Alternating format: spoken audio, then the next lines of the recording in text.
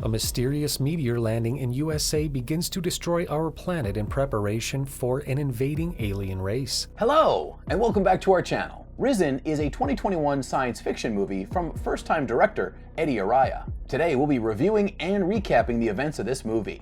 So let's check it out. The Windsor family sits to have their dinner. Valerie, one of the girls, says grace, and they start to eat, but their meal is interrupted by a sudden and violent earthquake. The tremors end, but the power won't come back, and slowly, one by one, all of them seem to choke to death on the air they breathe. We flash to New York and a messy apartment full of books about extraterrestrial life and half-consumed pillboxes. This is the home of Dr. Lauren, a famous mind on the subject of extraterrestrial life. The news reports a massive explosion in Badger, North Pennsylvania.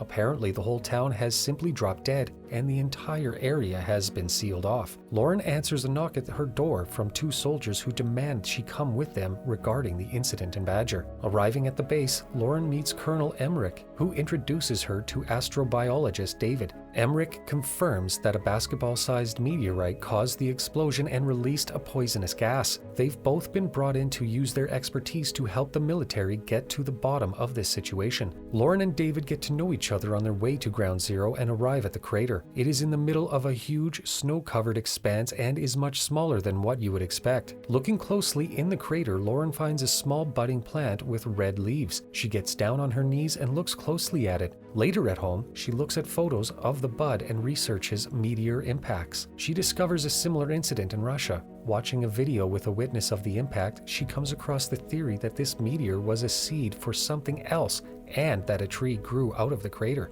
The whole town was mysteriously quarantined, and Lauren discovers the woman from the video was shot dead by Russian authorities. Lauren and others watch as two doctors perform an autopsy on Robert Windsor, the father of the family who died in the opening scene. The doctors realize that he appears completely normal until they cut him open. He's full of a strange, glowing black ooze, and I'm not sure if they're scared about the ooze itself or what it might actually do to humans. Somehow the black liquid begins to ooze back into his wound as his dead body heals.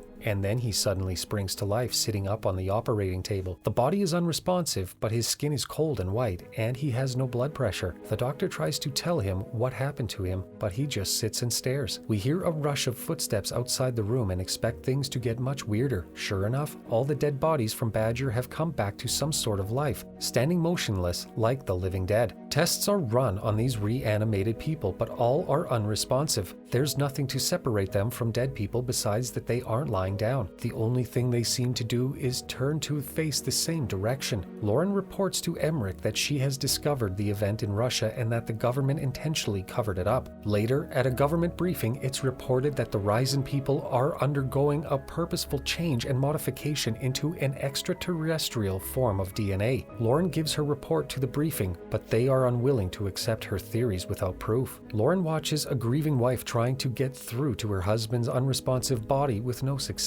Later, she does the same, bringing her book to one of the Risen to read them. She reveals that her mom died when she was 10 years old and that at her funeral she didn't even cry. Whether that was from a lack of emotion or acting skill, we can't tell. Lauren gets a message, and as she responds, the body that she was reading to grabs her wrist. Lauren jumps back in fright, looking at the face hidden in the darkness. Her lock screen photo of the red bud from the crater made it react. Outside, Emmerich, Lauren, and David discuss what's to be done. A soldier interrupts to report that there's breaking news from Badger. A giant two-horned structure appears to have grown out of the ground. It dawns on Lauren that the red bud she found has grown into this giant alien plant. Lauren travels back to Badger, and only up close can she appreciate the scale of its growth. It's beyond massive, taller and wider than any skyscraper, making the humans look like ants. They've brought Robert Windsor's body with them and sat him in front of the plant, hoping for a reaction. He sits unresponsive, but eventually he appears to breathe and sits upright. He looks at his hands and up at the giant structure with cold, empty eyes. They report back at a briefing of their discovery that the Risen can only live when they are near it and breathing in the poisonous air that it releases. The report goes out on TV as Lauren reports that this seed may have traveled here through a wormhole. After hearing that Lauren was arrested on a DUI charge in the press conference, we also hear her receiving a message from her therapist, who she's been ordered to see as part of her arrest. Lauren is at home but ignores the message.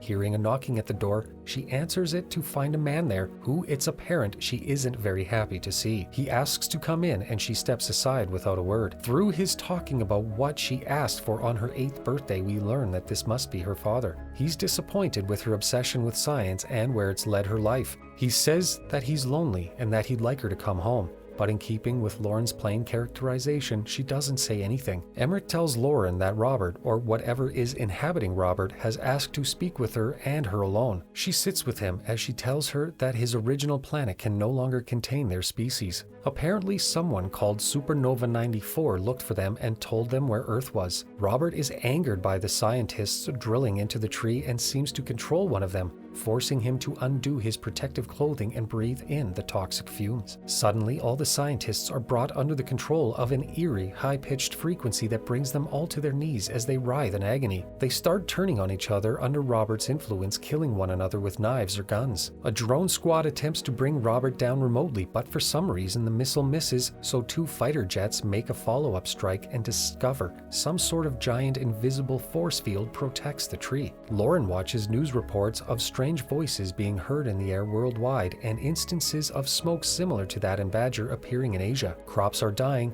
the ground is shaking, and humanity is beginning to panic about their future. Lauren returns to her old family home out in the snowy wilderness. Her dad sits alone in his room as she looks up to his window. Stood by the building that used to be her science lab when she was a little girl. She keeps walking around and comes to a frozen lake which she crosses. She walks deep through the wilderness and eventually arrives back at the tree, which is starting to look different. The ground shakes and a distant voice echoes as Robert tells her that the tree is changing. Robert tells her she was involved in an incident in her past that played a part in all of this. Unfortunately, she can't remember, so she takes Robert's hands and flashes back to her past. She's in a car with her father being driven to Area 51. Her dad tells her she must keep everything that they're doing a secret, even from her mother. He is on his way to investigate a fallen UFO. When they arrive at the base, he leaves her alone and she wanders off and eventually finds the group that her father is with. The humans killed the alien, which was strong and hostile and seems to be planting something. Lauren finds the alien creature trapped in a tube,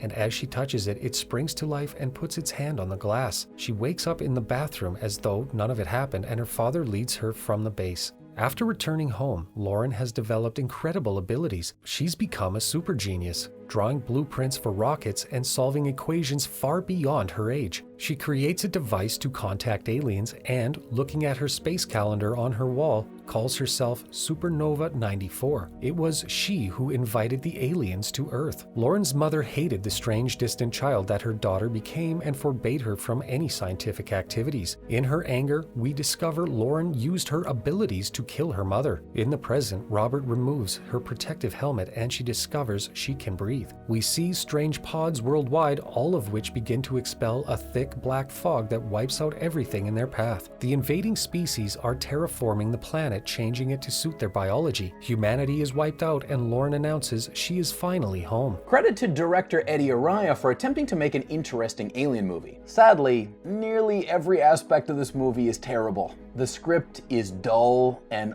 often laughably bad. And the performances, we'll call them wooden, and not a single real character anywhere to be found. No one forms any meaningful relationships in the movie, and our lead character is a walking blank expression for the duration of the film. Now, we discover that this is because she's been an alien the whole time, but by that point, it's just too late. Overall, Risen is a strange mess of a film that fails to create any form of tension or interest across its entire running time. Please subscribe to our channel to be notified when we upload. And don't forget to suggest movies that you want us to recap in the future in the comments down below. We'll see you soon.